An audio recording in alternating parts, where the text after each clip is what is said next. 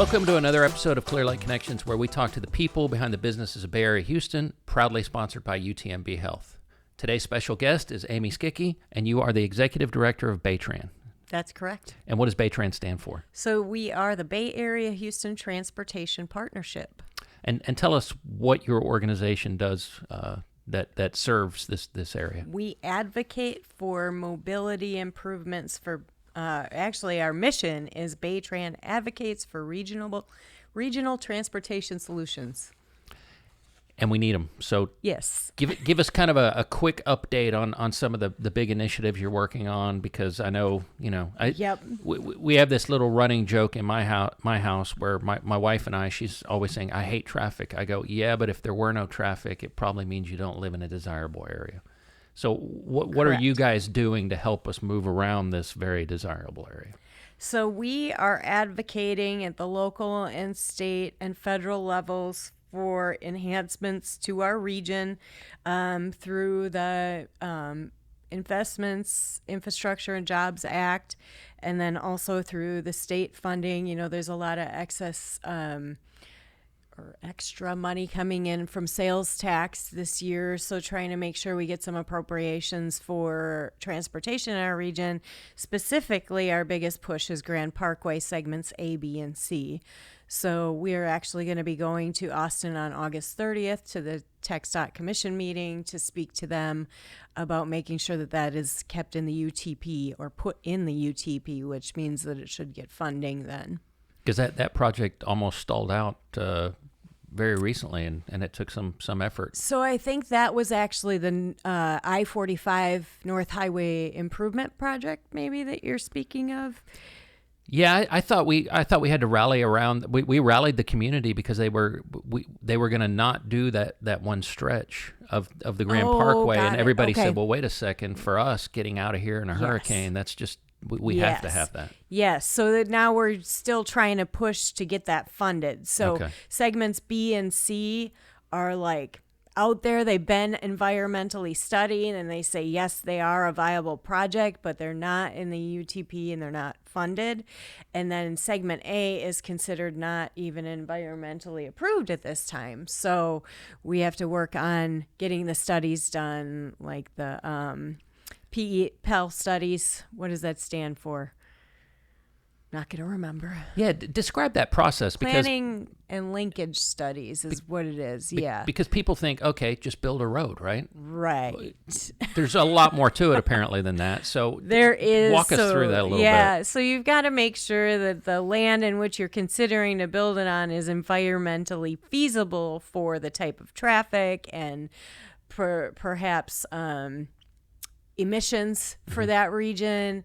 They go so far as to check at habitats for endangered species, that type of thing.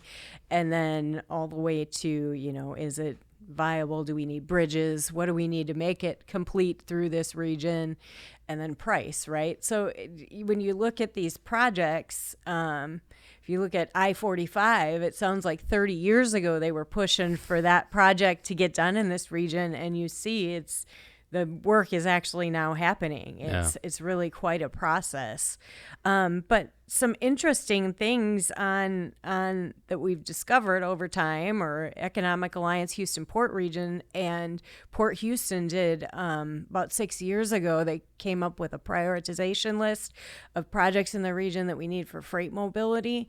And they went and advocated hard on that, and they're now going back to that list, and there is a lot of those projects that they can take off because they got them completed or funded. So that's really how you get things to move. And on a transportation front, and like we've seen with the North Highway Improvement Project, if your constituents aren't in alignment, everybody's not in agreement that this is the best project for this region, then you're going to come up against things that are going to stop your progress. So you would really want to, that's kind of the role of BayTran, is to get everybody together, march into the same drum, making sure, not necessarily that we're setting that these are the roads that we need. We're listening to what you're telling us we need. Then we're setting the priorities, and then we're helping you go to Austin or go to the federal government and ask for funds for these projects, and helping smaller cities that don't have an engineering staff or something like that to really understand what it takes to get a project done, because you're not just going to get state funds or federal funds for these projects. There's always a local match tied to it. So you have to make sure that you're managing your city properly so that you're putting set-asides for mobility improvements, because you're going to have to step up and contribute something to it as well. And so what would you consider the BayTran region? So we used to say that we would confine ourselves between Brazoria County, Galveston County, and the southeast portion of Harris County. We just did, with me coming on board over the last year, we were doing a lot of internal reorganization. What is BayTran really here for? That type of thing. Your service region, you explained it. It's Yes. fairly large. So we actually decided, because we're going to advocate for A, B, and C of Grand Parkway, and we also advocate for port infrastructure and that type of thing, we were going to break out of having any boundaries. So if there's somebody that wants to jump on from Chambers County, yes, please come see us. We will help you advocate for your needs, because the bigger that we are together, the more, especially federally funded, the more that they look at those projects. That's why a lot of other regions throughout the state have seen so many improvements to their mobility, because they were able to come together and say, yes, we all agree from this footprint. And they're looking at us at HGAC's footprint, which is for mobility in 8-county region. The contiguous counties around Harris County are the Metropolitan Planning Organization, and they do all the transportation planning for this. Well, I like area. how partnership oriented you guys are, because you mentioned the port a lot, and how important it is to our area, and so it's building these partnerships is a great strategy to actually get things done. Correct. And I don't know how many of the Clear Lake Chamber members know this, but I know Sherry and Cindy do. But a little over 30 years ago now, BayTran came from the Clear Lake Chamber. It was the transportation committee of the Clear Lake Chamber that that they decided to break off, and they needed a little more focused and maybe a heavier lift, a heavier hand, and it was just, so broke off and started their own partnership to where we're just focused on those mobility issues for our region. So you said you've been here a little over a year in the job, in the role. Where did you come from? Wisconsin. Ah, okay, a Badger. Yes. So big time. What are some of the things you've really enjoyed about your new, your new living area? Where not freezing to death in the winter, except for that one time. Yes, and I wasn't here yet, so that didn't count for me. What else do I enjoy? I mean, it's just a beautiful region. One thing that I was really nervous about coming from the Midwest, there's a thing called Midwest nice. We're just like stupid nice. And so that was, interestingly, one of the things that I was worried about when I moved here is, would everybody be as welcoming and as nice as they are in the Midwest? Nobody's nicer than Texans. Oh my gosh, it's been incredible. I mean, everybody's just been so great, took me under their wing, showed me the ropes. I mean, I didn't know anything about this region. So everybody that I've sat down with and met with over the last year is who's shaped what BayTran has become and the efforts that we're leading. So it really is a grassroots effort, what I've done to get us where we are today. And so you're going to be getting ready to go into your first legislative session here in the state. That's correct. What are you anticipating there? What do you see some of the major challenges will be? Well, I think just we're really working on getting all of the legislators on the same page leading up to that, because really the work is done in the legislative session ahead of time. Mm-hmm. Because once they set their priorities, then you can't really sway them much to add things because they're already booked up. So we've got our legislative agenda already prepared and planning to take that with us to Austin at the end of August when we go. to the TxDOT Commission meeting. We'll be talking about Grand Parkway at that meeting, really pushing hard on that. Mayor Horn from the city of Alvin is kind of leading that charge, and BayTran, we have about 5 of our board members going down to that. And I guess, and then on October 25th, we've partnered with BayHep and Economic Alliance Houston Port Region, and we are hosting the inaugural Southeast Texas Transportation Summit. And we have a whole daily schedule from 9 to 2 where we're talking about, let me see here. We've got our industry growth panel. So people from the petrochemical industry, CEOs, will be speaking with Bob Harvey about their growth and what they've seen and their needs on transportation for our region. Then we've got Bob Mitchell leading us in a discussion with the Gulf Coast Protection District, TxDOT, U.S. Army Corps of Engineers, and Port Houston on Project 11 and the Coastal Spine. We've got invited Mayor Turner to do a presentation right before lunch, and then we've got Margaret Kidd from University of Houston is going to give us a supply chain update, and then we've got invited Congresswoman Sylvia Garcia, confirmed Congressman Randy Weber and Congressman Brian Babin.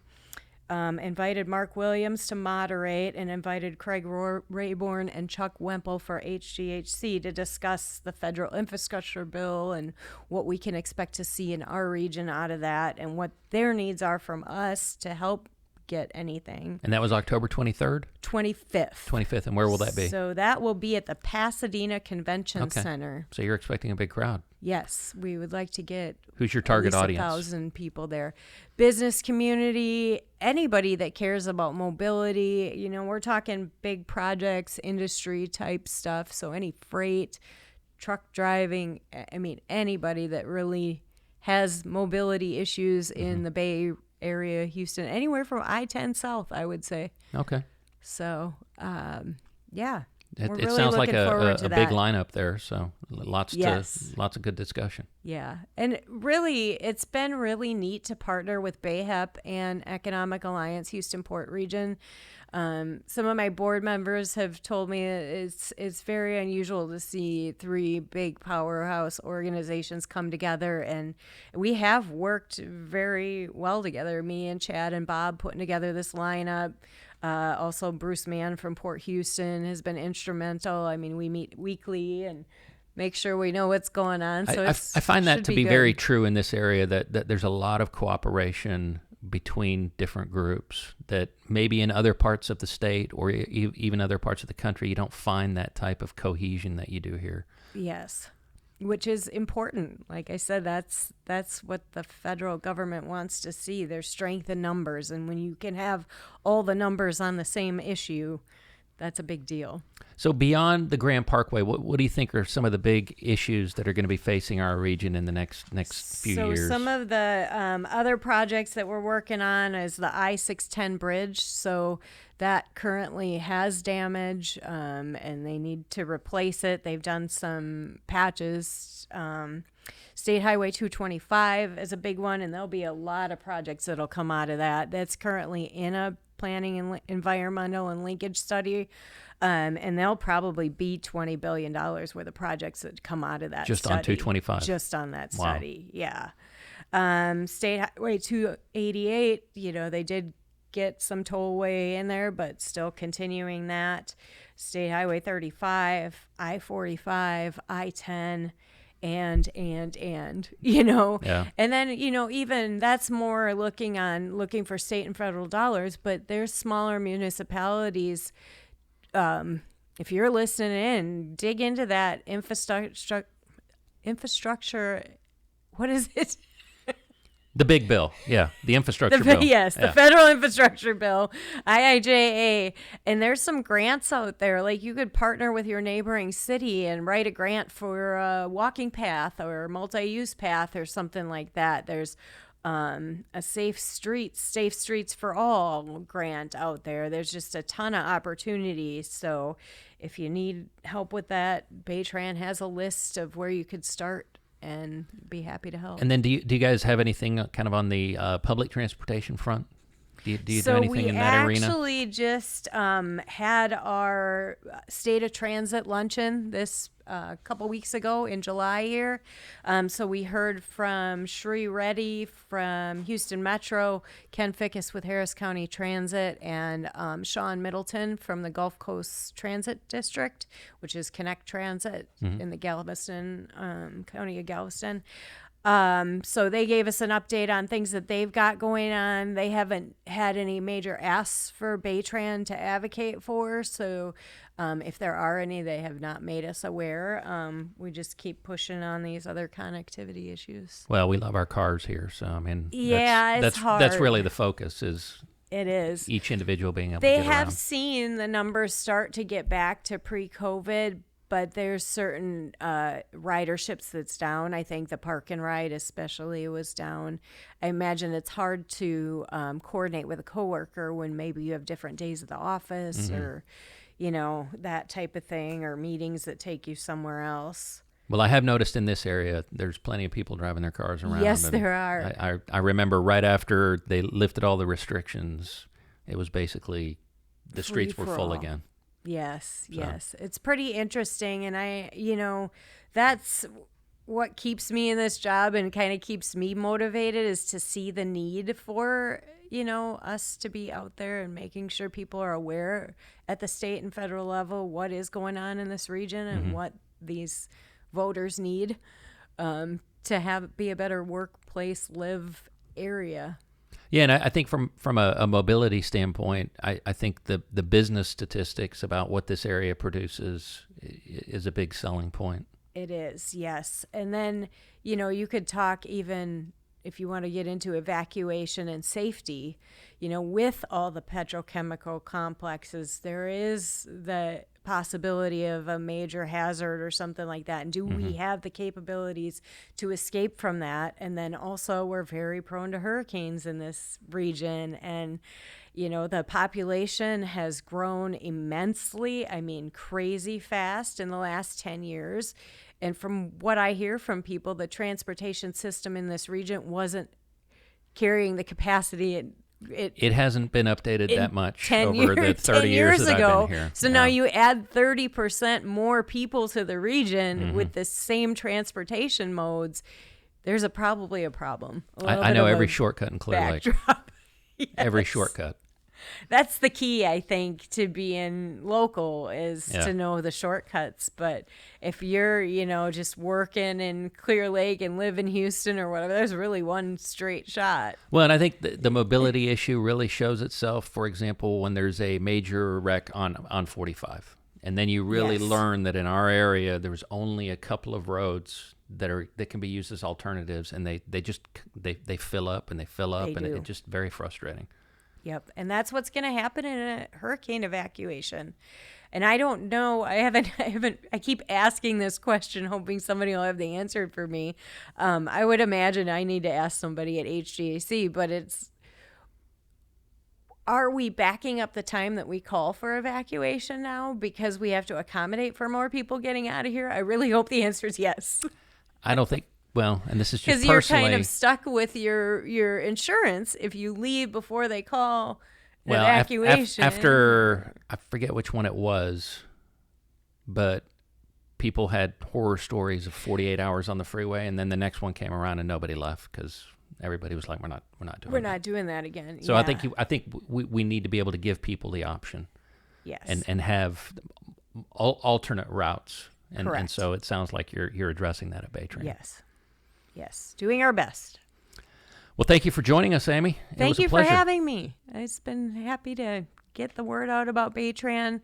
We need your support in order to do what we do. Your support is necessary. So it's not necessarily if you need to get involved, but if you're on board for the things that we're advocating for, we'd love to have you join our membership and support us financially as well. Okay, great. Thank you.